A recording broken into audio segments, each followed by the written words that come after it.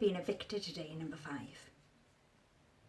Sheila, her 2 boys, and those 4 vicious dogs. I'm glad. They've been nothing but trouble, these lot, since the day they moved in. Bailiffs are there now. Do you know, they tried picking on me once. It was a few days after our little black and white cat, Michael Jackson, had gone missing. I know. Well, the kids were devastated. We didn't know where he was. I was upset myself. And we spent a few days wondering. And then Doris from upstairs came down. She said to me, "Hey, love, I know where your little cat is." I said to you, "Doris, well, where is he?" She had seen Ginger, Sheila's youngest boy, pick him up in the street and run into the house with him. I was fuming, absolutely tamping. How dare they? How dare they take our pet? Well, I didn't know what to do with myself. So I phoned Robert in work. He said to me, knowing my temper, he said, "Now I know what you like. Don't do anything. They are dangerous. Just sit tight, wait till I come home, and we will sort something out this evening." I put the phone down, and I did agree. You can't go throwing wild accusations at dangerous criminals without any evidence. But I thought I'd wait for him, and, well, that was the plan. I decided I would just sit in the window at a discreet distance, obviously, and just wait and watch and observe myself and see if I saw anything. Well, I hadn't been sat there long, and Johnny, Sheila's eldest, drove up in his car. Just got out of prison. Anyway, he gets out to the car. I watch him walk around to the back, open the boot, and I kid you not, stripped off to his underpants in the middle of the street in broad daylight. Now, that might have been an exciting prospect if it was anybody else, but let me tell you, a crack addict's body is not a very pleasant thing to look at. Anyway, I'm having a look, a little bit repulsed. Notice, in his boot, he's got a whole selection of clothes from Primark. I could tell it was Primark by the cheap hangers.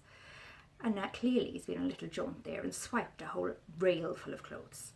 Well, he has a little look, picks his outfit, tears the tags off, pops it on. But he's not done then. Reaches back into the boot and, no word of a lie, God's honest truth, reaches in and pulls out a handgun. Well, do you know, that might happen in Ely, but that doesn't happen in this part of Cardiff, I can tell you. I didn't know what to do. Pops it in the front of his jeans. Off he goes into Sheila's house. Is he going to shoot Sheila? Well, I don't know. I picked up the phone. I phoned the police. I had just got the words out. "My neighbour in 5 Castle Crescent has got a gun." When I noticed a commotion in their living room window. There, clinging on to their net curtain for grim death, I guess we know, Michael Jackson. Obviously being terrorised by those 4 vicious dogs and now in danger of being shot. To say I panicked is an understatement, I suppose, but next thing I know, I'm over there, hammering at the front door so hard that when Johnny answers it, nonchalantly, gun in hand, I accidentally shoved the door. It smashes him in the face, cracks open his nose, he falls onto the floor in the hall. The gun flies out of his hand, up into the air, and by some crazy miracle, God was on my side that day, I tell you, I caught it. Next thing I know, I'm in the living room, pressing it up against Ginger's temple. Well, he's whimpering, Johnny's crying in the hall, the dogs are barking, Sheila runs in from the kitchen and starts screaming. A voice that apparently was my own starts screaming back that if she doesn't give me my cat in 5 seconds, I'm going to start shooting hostages.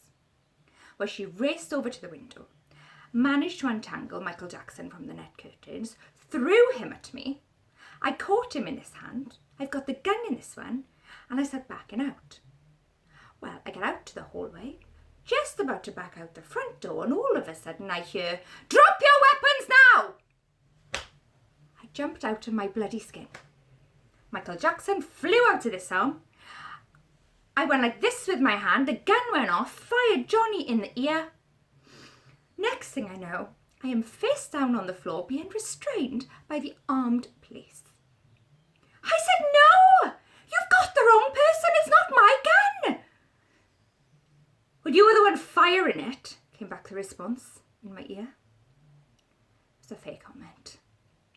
They obviously took me down to the station, as they've got to, and we managed to sort it out eventually, and it took a few hours, but Robert's rather expensive lawyer managed to help us out, and some phone records.